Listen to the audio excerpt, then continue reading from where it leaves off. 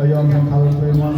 Bundan tashqari Ramazon oyi barchamizga yaxshiliklar, oilamizga sog'lik, omonlik, xotirjamlik, yoshlarimizga kuch-quvvat, qalblarimizga iymon bersin, nasib qilsin. Xudo xolasa keyingi yil Ramazon oylarida birga mana shunday ochiq yuz bilan to'kilmasdan atrofga ko'rsatishimiz nasib qilsin.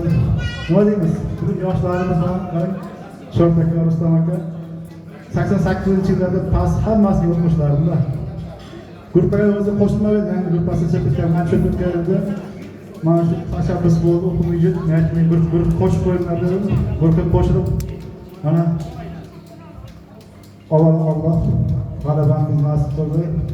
Va yuqorida aytdi hojimamiz oxir vaqtlarda hamma tushkunlikka tushgan soat 5 bo'lgan. Nega qilishmoqda? Telefon qo'lida. Bu yerda telefon ishlashi mumkin emas. Qarayib keyin bayog'i motor shuni bir tutib paytda. Shu so'g'inlar qoldi. Hamma qaraydi. Adam bo'ladi. Azakir o'chib telefonni. O'chib turdi. Demoqchi bo'lganim nima edi? Bu jarayon mana yangi xalqimiz, yangi aqlning birdamligi, yangi aqlligini ko'rsatdi. Uzoq yillar bo'ldi mana shu open budjet degan tashabbusni yutmaganimizga cho'kib ketgandi. Harakat qilardik, yarim yo'lga qo'yar yoki bo'lmasa to'plagan ovozlarimiz nima edi, qaysi ma'noda natija bermas edi. Mana avval Alloh Ramazon oyida bizga mana shu g'alabani tuhfa qildi. Avvalambor hammangizga rahmat. Mana shu g'alaba qo'sha qissalarimiz uchun. Keyingi navbatda nasib bo'lsa mana shu jarayonlarimiz qanday? Yoshlarimizni xursandman.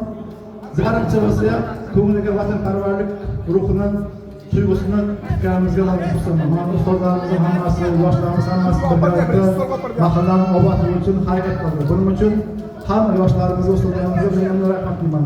Qolaversa mahallamiz raisi, shu bilan birgalikda mahallamiz faollari, tadbirkorlarimiz, umuman aka-ukalarimiz, birodarlarimiz hammasi o'tiribdi.